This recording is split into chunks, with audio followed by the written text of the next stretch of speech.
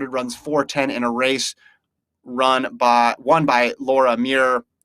I'm not worried at all. Are you going to say that you're worried about a person who's made every team since 2007? She's starting to, if you look at her Instagram, let's read it. I came from my first race in over a year to preview the stadium where the next Olympic trials are going to be. I didn't have a great performance today, but the road to Tokyo was always going to be a great challenge, and I'm up for another great challenge. Was it always going to be a great challenge, though? Because is it a great challenge for Shelby? No, because, okay, I'm not trying. Jenny's one of the all-time, first of all, before I even get into this, criticizing Jenny Simpson, she's one of the all-time great distance women we've ever had and will ever come. Right, so let that be a no. But I think it is telling to, like, she is not the Jenny Simpson of 2015s and 13s and 17s. Like, she's getting older, and it's okay. We're not great forever. And I think this performance and her posts about, like, hey, this was always going to be a difficult task. It gives you the vibe that this isn't a, like, oh, whatever. I was 4:10. Who cares? I was just trying to get my feet wet, rust buster. Yeah. I think there is something to it. And I don't think we talk about, women's 1500, hardest team to make, because you got Ellie Purrier, you got Shelby Houlihan and Jenny Simpson. That Jenny Simpson maybe not be as strong as an automatic top 3 now. And I think most people probably are going to think that third spot is now open. Before, we thought no spots were open. It was Shelby, Ellie, and Jenny. But this performance, I think, and her reaction to it, I think says that the spot is open. And Jenny's one of the people who could still get it, but it's not as, like, guaranteed sell your house for it. I'm buying.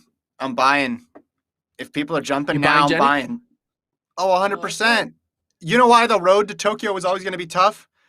Because it's her 4th Olympic team if she makes it. How many people have made 4 Olympic teams? How many people haven't missed on a championship team since 2007? She hadn't run a race since indoors 2020. So it had been over a year. She jumps right into the fire in a race where Laura Muir, we talked about Oliver Hoare being aggressive. Laura Muir, I mean, there was no rabbit even. She just jumped to the front and put pressure on the entire field.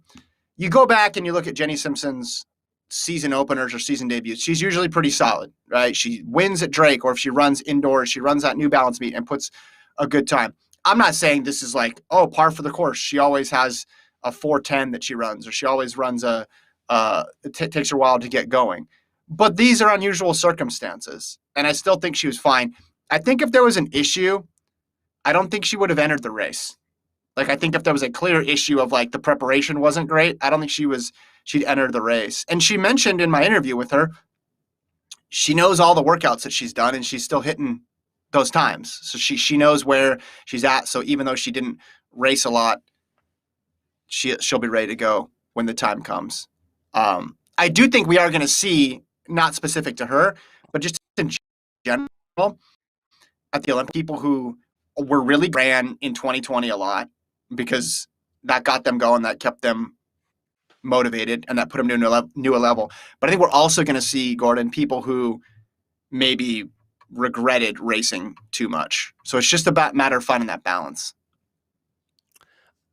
I'm just leaning on she's going to have the ending that, like, Leo Manzano had.